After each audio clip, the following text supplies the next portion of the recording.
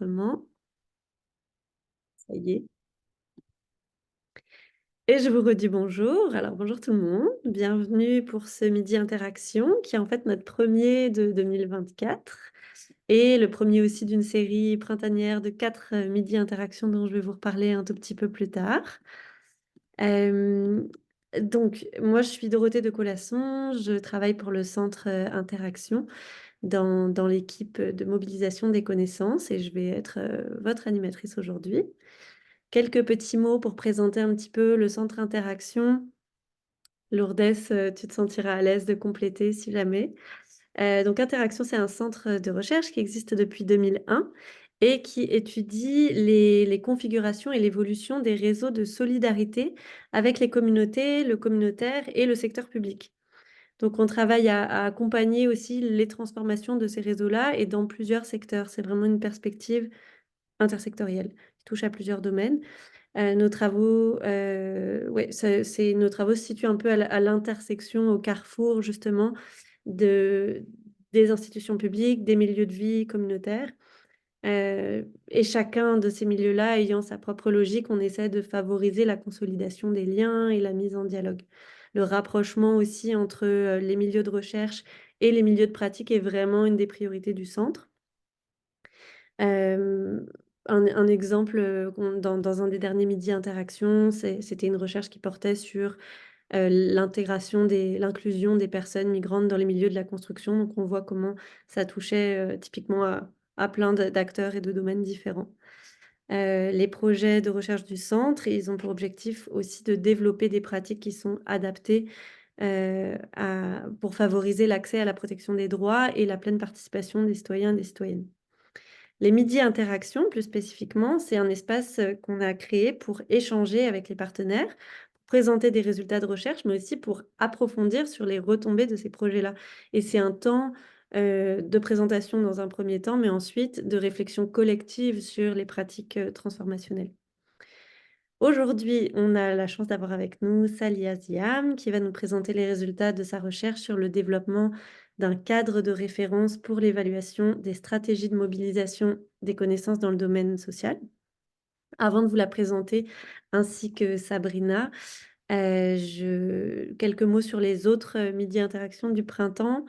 N'hésitez pas d'ailleurs à nous rejoindre aussi à ces dates-là. Le 24 avril prochain, Nassera Touati et Isabelle Ruellan vont nous présenter les résultats de leurs travaux sur les changements de pratiques induits par la mise en œuvre du modèle des aires ouvertes. Le 29 mai, on va accueillir Marjorie Desormeaux-Moreau et Noé Carrière qui vont nous parler du rôle des bénévoles autistes d'Autisme Soutien dans la transformation des services et des savoirs sur l'autisme. Et le 19 juin, Laurence Chouindibi et Moad Boussekri pour nous parler de priorité jeunesse. Donc vous pouvez vous inscrire à ces normalement, vous avez reçu l'invitation, mais vous pouvez aussi nous retrouver sur la page interaction de Eventbrite et vous abonner si ce n'est pas déjà fait à notre infolettre. On envoie les infos, par ce biais-là. Donc, pour ce midi, on va avoir une présentation des résultats de la recherche de Salia, qui est professeure en gestion des services de santé et des services sociaux à l'École des sciences et de l'administration de l'Université TÉLUC. Salia combine plusieurs expériences d'enseignement et de recherche en gestion et en santé, et elle s'est spécialisée en mobilisation des connaissances pour ceux et celles qui n'ont pas entendu sa petite présentation de tout à l'heure. Elle est membre du Centre de recherche de partage des savoirs Interaction et de l'équipe Renard de recherche sur le transfert des connaissances. Et pour une perspective un peu plus terrain, puisque c'est vraiment important aussi dans ces Midi Interaction, on accueille aussi Sabrina Maoutière, qui est donc spécialiste en activité clinique à la direction jeunesse et activités de santé publique au CLSC Unsic. C'est ça, qui est rattaché au CIUS du Nord de Lille. Voilà. Donc, on aura un petit temps d'échange avec vous après leur présentation, et prise de parole. Donc gardez bien, vos questions, vos commentaires, vos retours. Dernier petit point, on est tous ensemble sur Zoom, donc je vous invite à garder les micros fermés le temps de leur présentation. Et puis voilà, je cède tout de suite la parole à Salia pour sa présentation. Merci Dorothée et merci à tous d'être là aujourd'hui. Je suis très heureuse de partager les résultats en tout cas les premiers résultats de cette recherche. Comme vous l'avez bien entendu, porte sur l'évaluation des stratégies de mobilisation des connaissances. Alors, je suis pas toute seule à réaliser cette recherche, j'ai plusieurs collègues qui sont autour de moi. L'idée de cette recherche, elle est venue je dirais, d'un besoin de plusieurs organisations dédiées à la mobilisation des connaissances qui voulaient avoir un cadre d'évaluation qui leur permettrait donc d'évaluer leurs initiatives en mobilisation des connaissances. Bien sûr, il existait des cadres que je dirais maison, qui n'étaient pas documentés par la recherche, qui n'étaient pas validés par des démarches on va dire, plus de recherche. Et donc, il y avait ce besoin-là, ce qui était à chaque fois partagé dans des occasions d'échanges de recherche, etc. Bien sûr, on voit aussi dans la littérature que même si le transfert a connu une espèce d'explosion ces dernières années au niveau des écrits, etc., on voit que le volet plus évaluation, c'est un volet qui est quand même, je dirais, moins documenté. Donc, c'est un peu ce besoin-là qui est né cette recherche. Alors, en explorant la littérature sur la mobilisation des connaissances, on voit qu'effectivement, il n'y a pas d'études qui proposent des cadres d'évaluation, des cadres qui sont formalisés. On voit aussi que c'est pas toujours euh, clair dans ces études justement que les stratégies elles-mêmes soient bien documentées ou encore les objectifs des stratégies de mobilisation des connaissances. Donc l'idée étant que mais qu'est-ce qu'on voulait faire en déployant une stratégie? Est-ce qu'on voulait plus informer le public cible? Est-ce qu'on voulait développer les compétences du public cible? Est-ce qu'on voulait plus, disons, intensifier les réseaux de collaboration? Donc, un certain nombre d'éléments qui sont importants aussi dans le déploiement de la stratégie elle-même, mais aussi de son évaluation. Donc, c'est des constats comme ça qu'on a pu relever. Voilà, mais peut-être pour un peu avant d'aller plus loin, c'est sûr que bon, je voulais quand même glisser un mot sur qu'est-ce qu'on entend par la mobilisation des connaissances. Puis je suis certaine qu'autour de l'écran, on a tous une idée, puis on sait surtout que c'est un domaine justement que l'effervescence de ce domaine a fait en sorte aussi qu'il y a beaucoup de termes qui le désignent, qui dessinent le transfert, la mobilisation, la diffusion, la dissémination, enfin, la valorisation. Et peut-être chacun de vous, quand on regarde le, le titre de vos fonctions, déjà, on voit cette variété, cette richesse au niveau des termes qui peuvent aussi créer de la confusion, je dirais. Mais l'idée étant que le transfert, la mobilisation des connaissances, on s'intéresse vraiment au processus et aussi tous les mécanismes qui vont faire en sorte qu'on utilise davantage les données probantes. Bien sûr, on documente ce processus-là, qui est un processus complexe et qui aussi va dépendre du contexte de son implantation, mais aussi toutes les stratégies qu'on va déployer. Donc aujourd'hui, quand on s'intéresse à la mobilisation des connaissances, effectivement, on s'intéresse également aux stratégies de mobilisation et elles sont bien diverses.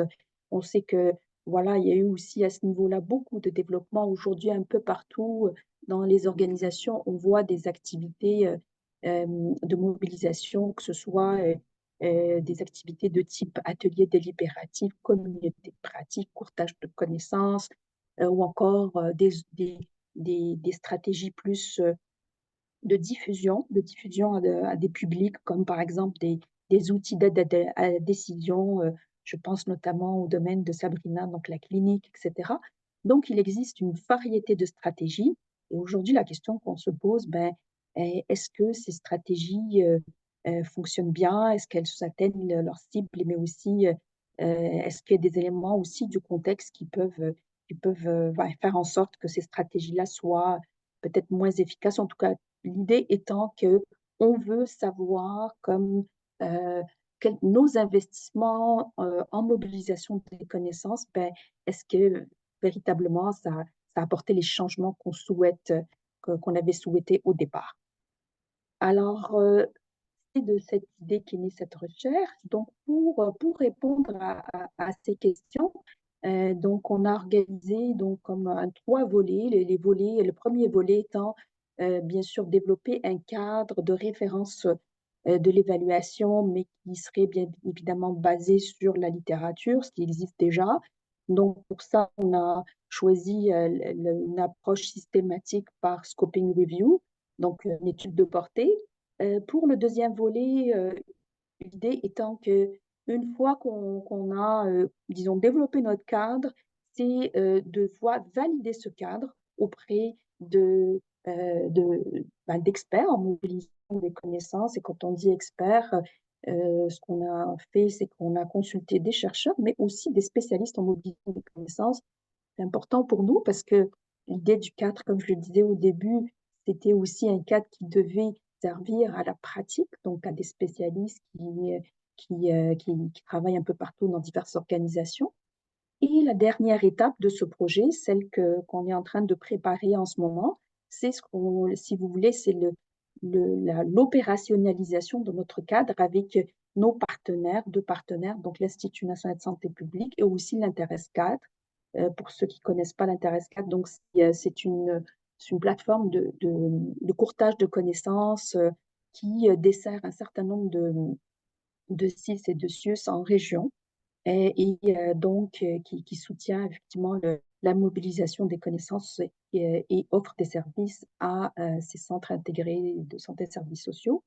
Et l'idée de cette troisième phase, c'est d'accompagner nos deux partenaires dans l'opérationnalisation du cadre. Nous allons leur proposer bien sûr une opérationnalisation, mais de voir avec eux comment notre cadre va résister dans le réel, quelles sont les dimensions qui vont être pertinentes pour eux, qui vont être applicables, etc., etc.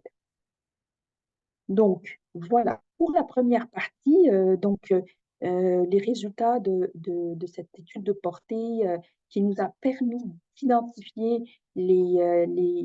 disons, les éléments critiques du cadre d'évaluation. Donc, on est parti, donc 88 articles. La question étant, quels sont les cadres qui existent? Qu'est-ce que ces cadres proposent? Comment ces cadres documentent les stratégies? Comment ces études documentent les stratégies de mobilisation des connaissances? Comme je vous le disais tout à l'heure, quels sont les objectifs de ces stratégies, quels types de stratégies sont déployées, quels sont les publics cibles qui sont visés, etc., etc. Et à travers tous ces articles qu'on a analysés, c'était d'extraire, de retirer ce qui revenait comme étant élément, dimension, composante critique de l'évaluation. C'était ça l'objet donc de cette première étape qu'on a publiée donc récemment. Et vous avez donc les références de l'article. La deuxième étape, pardon, excusez-moi, j'ai été très vite. Donc, à l'issue de cette étude de portée, on a pu effectivement dégager 4 principales dimensions qui sont considérées comme des dimensions importantes de l'évaluation de la mise en œuvre de stratégies de mobilisation des connaissances.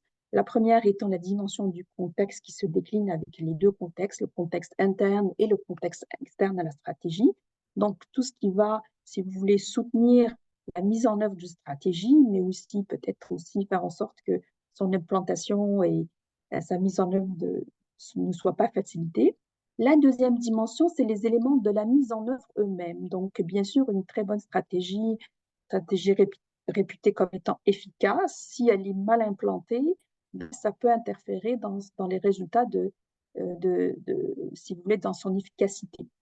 La troisième dimension, elle, bien sûr, c'est les retombées qu'on cherche à évaluer. Quelles sont les retombées de cette stratégie qu'on appelait immédiat, donc vraiment post-stratégie? Je donne un exemple. On organise un atelier délibératif.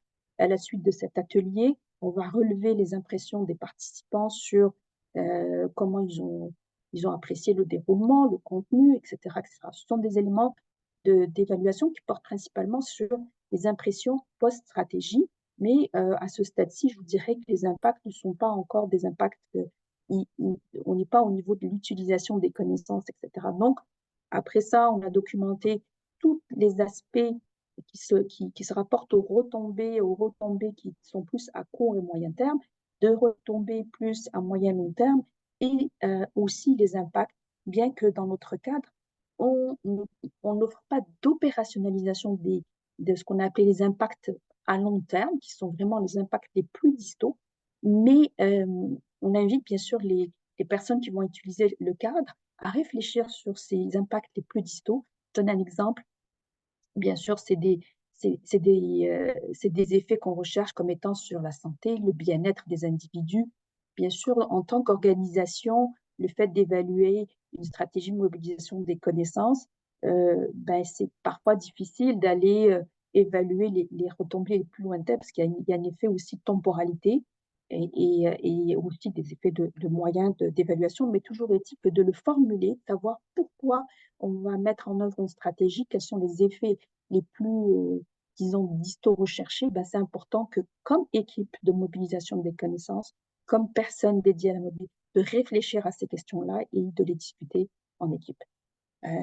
Voilà. Donc, suite à ça, donc, avec ce cadre-là, donc composé de 4 dimensions et de 52 composantes, donc c'est un cadre très détaillé, on a essayé d'être le plus exhaustif possible, on a relevé tout ce qu'on a trouvé dans la littérature, donc c'était beaucoup de dimensions à valider.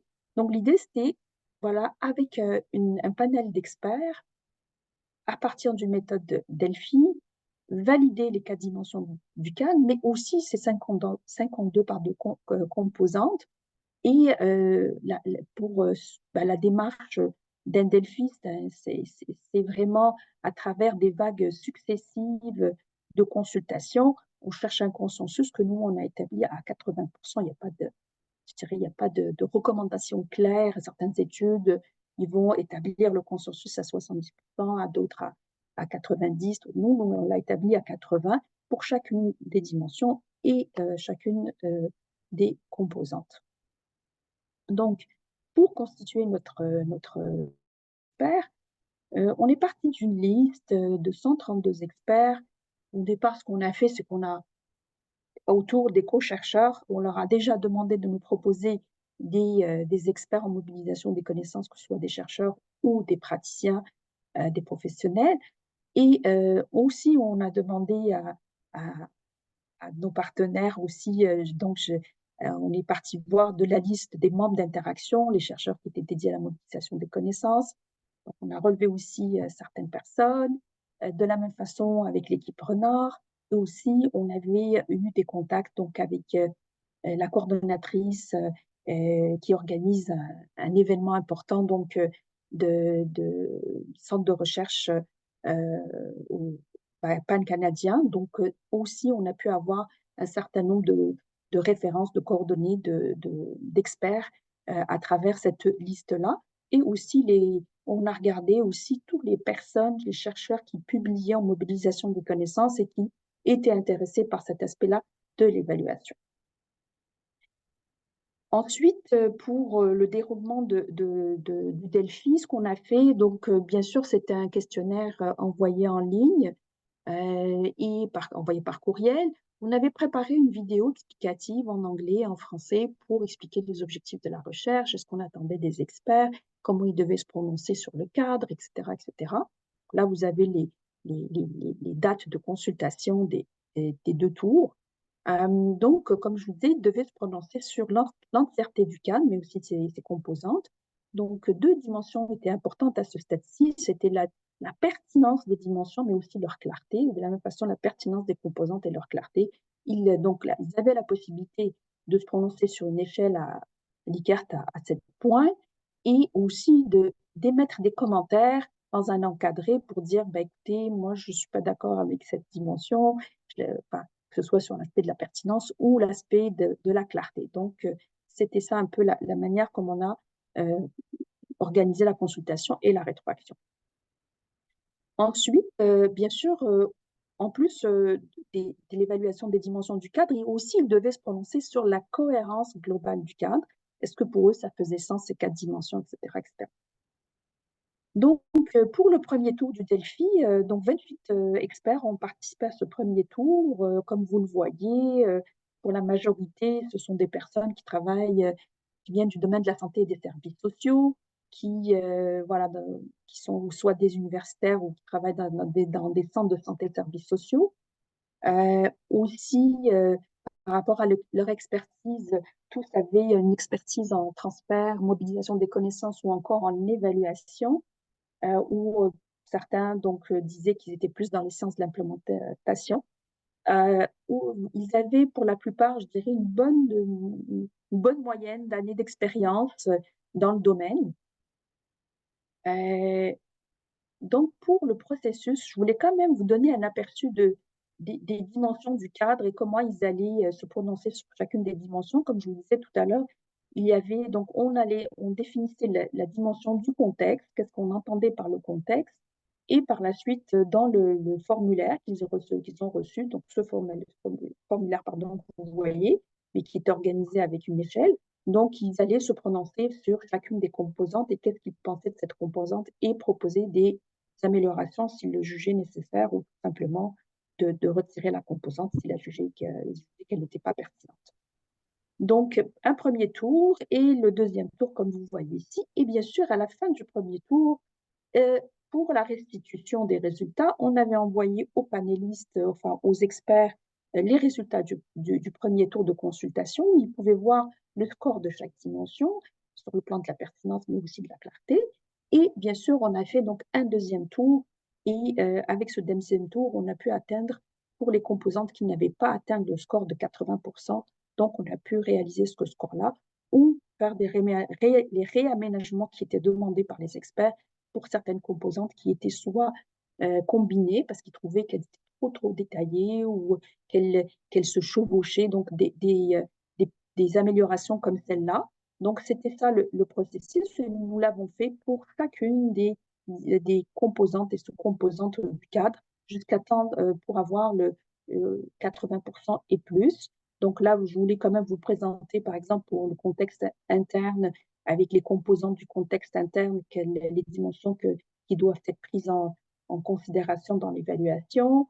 Vous avez également pour le processus, avec les composantes du processus, donc caractéristiques de la stratégie, du contenu de la stratégie, des personnes responsables, donc, et ainsi de suite, jusque pour toutes les dimensions et composantes du cadre. Et là, vous voyez, par exemple, pour cette étape qu'on a appelée donc les effets immédiats, donc post-stratégie, on avait eu quelques propositions de recombiner certaines composantes que les experts trouvaient trop détaillées ou qu'elles étaient redondantes ou des commentaires comme cela.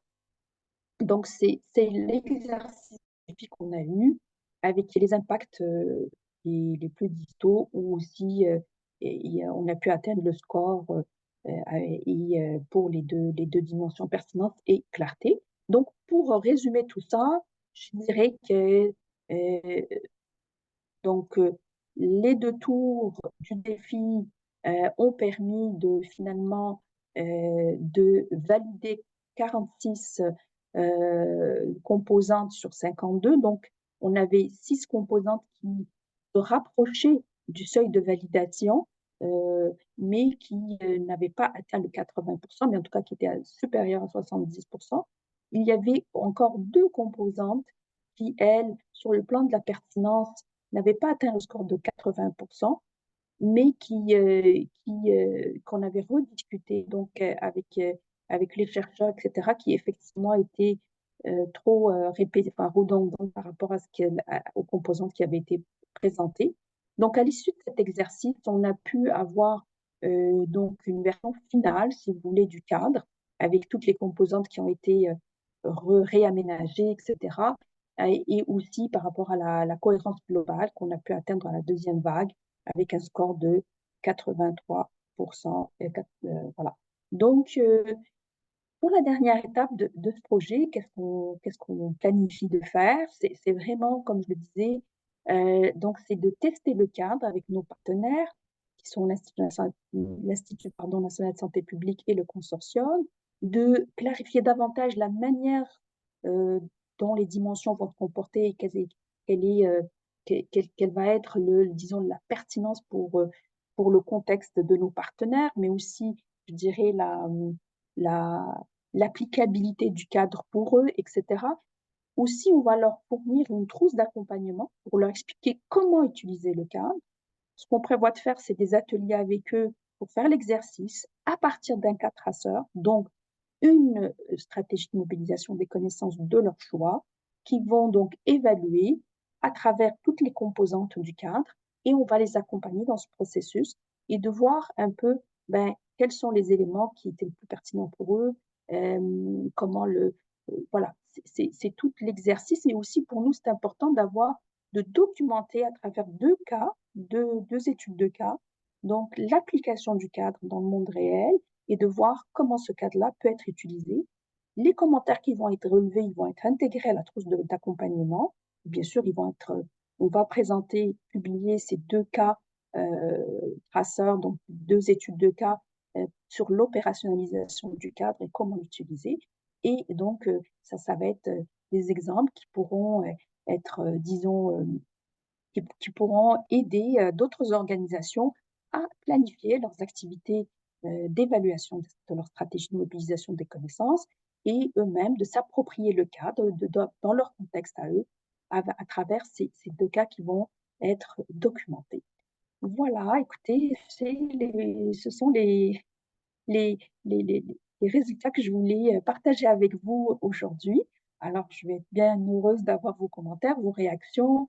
Nous sommes justement à l'étape de voir un peu est-ce que ça fait sens pour les personnes qui sont impliquées dans les organisations, qui souhaitent bien sûr évaluer leur stratégie de mobilisation des connaissances. Ben, on a bien confiance. Je vais arrêter le partage si vous voulez bien. Comme ça, on va se laisser le temps d'échanger et de relever vos commentaires, vos impressions. Merci beaucoup. Merci beaucoup, Salia. Alors, pas tout de suite pour les questions, les commentaires. D'abord, je vais donner la parole à Sabrina qui va nous donner un peu sa perspective. Et après ça, on revient sur l'ensemble avec vos retours. Sabrina, c'est à toi quand tu veux. Oui, donc moi, un peu comme plusieurs d'entre vous, bon, peut-être ou pas, là, je ne suis pas certaine. C'est sûr que moi, je suis sur le terrain. Comme je le disais plus tôt, je suis du CIUS du Nord de l'île de Montréal. Et mes activités sont vraiment d'ordre d'accompagnement clinique pour des équipes qui font du travail de proximité. Donc, on parle d'intervenants sociaux, de techniciens en travail social, infirmières, des équipes de sensibilisation. On est vraiment au niveau d'une équipe de santé publique. Donc, c'est une santé publique qui est locale. On découle de la DRSP, la grande santé publique pour la région, mais nos actions sont locales. Donc, elle passe de Montréal-Nord à Saint-Laurent. Donc, j'ai essayé de faire un petit portrait. Comment est-ce que ça se manifeste, tout ça, nous, la mobilisation des connaissances dans notre grande direction, qui est Pensius? Donc, c'est sûr que au niveau de notre mandat, ben, on est dans la promotion, prévention de la santé. Hein, le mot le dit, on est en santé publique. Puis, au niveau de nos équipes, on a des expertises. Donc, on a des équipes d'APPR, donc qui sont des agents de planification, de programmation et de recherche. Donc, à ce niveau-là, ce sont des gens qui sont vraiment experts de dossiers spécifiques. On parle des aînés, de la santé en tant que telle. Donc, on parle de la vaccination, on parle de prévention du suicide, de santé mentale. Puis après ça, on a un côté qui est expertise clinique, qui est plus mon expertise à moi, évidemment, qui est du domaine du social. Puis après ça, on a aussi une infirmière qui, elle, a vraiment un dossier qui est très santé. Donc, que ce soit au niveau, par exemple, maintenant, on est sur un dossier de rougeole, que ce soit au niveau de la vaccination, ou tous les enjeux de santé qui peuvent susciter un peu l'intérêt de la santé publique. Puis, de façon très macro, la mise en place des activités de sensibilisation puis de promotion, ben, c'est à travers des équipes de sensibilisation, par exemple. Lorsqu'il y avait la COVID, on avait une équipe de sensibilisation qui a été développée pour aller sensibiliser justement la population par rapport à quand est-ce qu'il faut porter un masque, la distanciation sociale, des choses comme ça, toute la documentation qui devait être donnée. Mais cette documentation-là qui était portée par l'équipe de sensibilisation, bien évidemment, il y avait toujours un aller-retour entre nos équipes puis les équipes de recherche. Donc, il y avait les équipes d'intervention en tant que telles, mais tout doit toujours découler d'une certaine recension des écrits. Donc, la recherche prend quand même beaucoup de place, puis toutes les connaissances qui en sont issues prennent beaucoup de place dans nos activités au quotidien.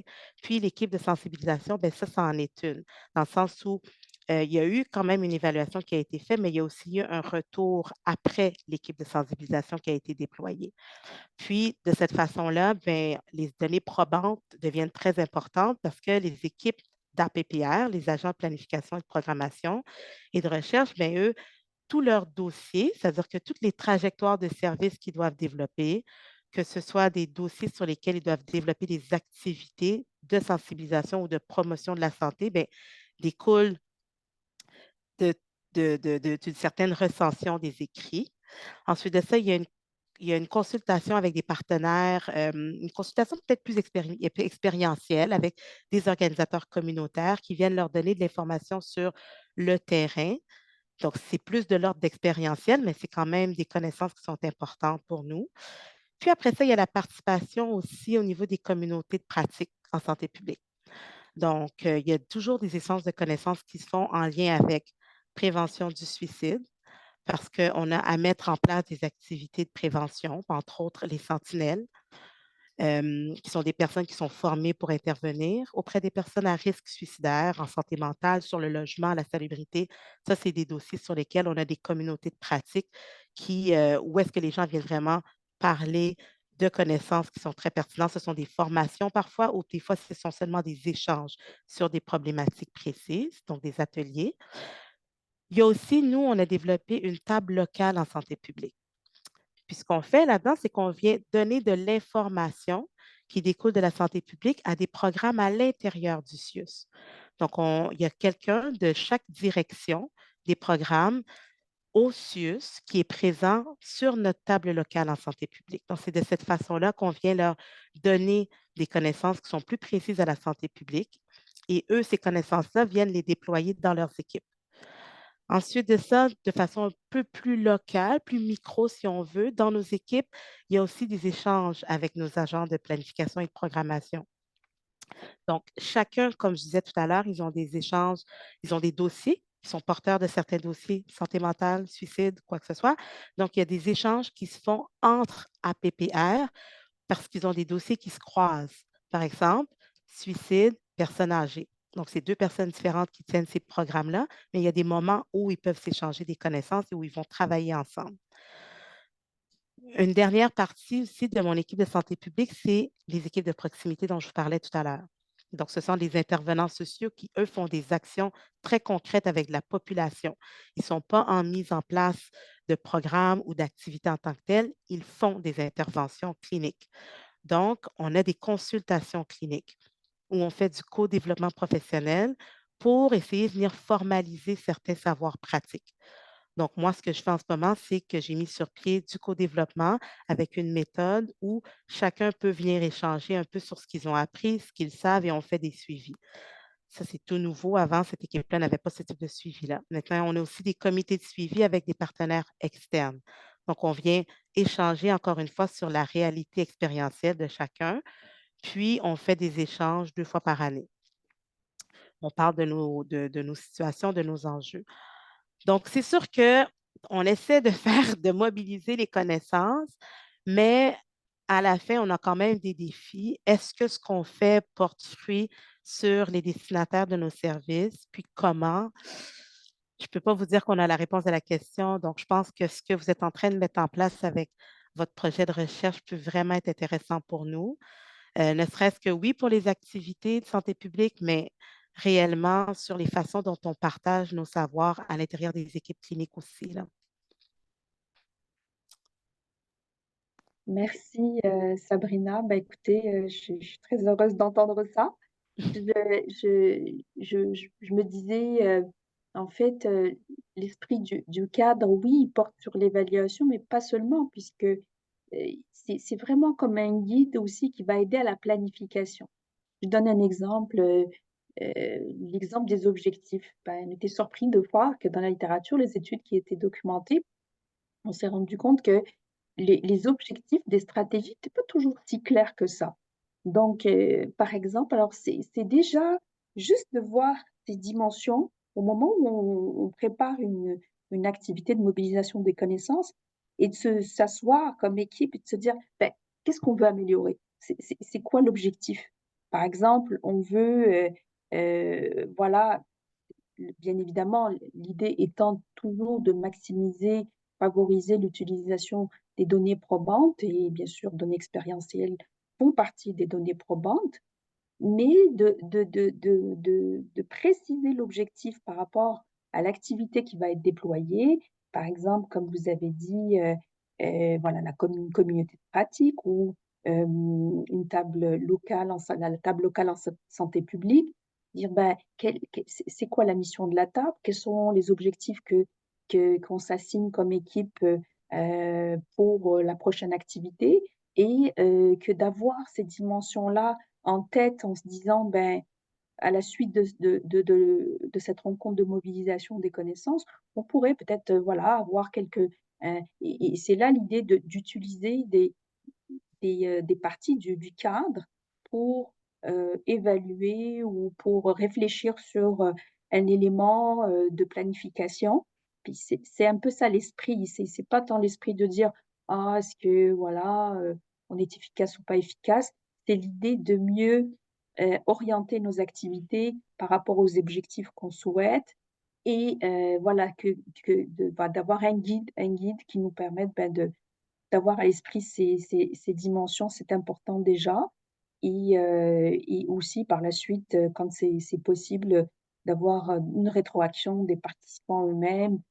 Quand on dit participants, ça peut être, oui, des, des personnes, les bénéficiaires finaux, mais aussi il y a toutes sortes d'utilisateurs de ces connaissances. On peut évaluer, par exemple, est-ce qu'on souhaite augmenter, améliorer les compétences des APPR par rapport à une problématique de santé publique, exemple. Mhm, mhm, Donc, les activités qu'on va déployer par rapport à cette thématique, par rapport à cette, je dirais, compétence qu'on aimerait développer chez mhm, les APPR, ben, on mhm, peut se donner les moyens aussi de savoir comment le faire par l'objectif lui-même, mais mhm, aussi par une rétroaction de ces personnes qui vont recevoir cette activité, on va dire, d'amélioration des compétences et leur dire qu'est-ce que vous avez appris, est-ce que vous avez pu réinvestir la connaissance dans votre pratique, est-ce que ça vous a permis dans certains cas, parfois, c'est comment dire, des résultats comme ça, ça m'a permis d'être plus confiant quand j'ai mhm, intervenu dans telle situation, mhm, ou ben, ça m'a permis de mieux comprendre, c'est l'aspect relationnel qu'on peut avoir avec des patients. Il y a toutes sortes de retombées qu'on peut vouloir et d'avoir un guide qui nous permette de formaliser les choses, c'était ça un peu l'idée de ce cadre-là sous forme avec la trousse d'accompagnement sous forme de boîte à outils. C'est mhm. un guide. En tout cas, c'est ce qu'on souhaite. Il guide Hmm, les personnes et les organisations. oui, c'est Oui, intéressant. Un peu comme une analyse de pratique. Merci beaucoup. oui, merci beaucoup à toutes les deux. Je vais arrêter l'enregistrement ici pour la période de questions.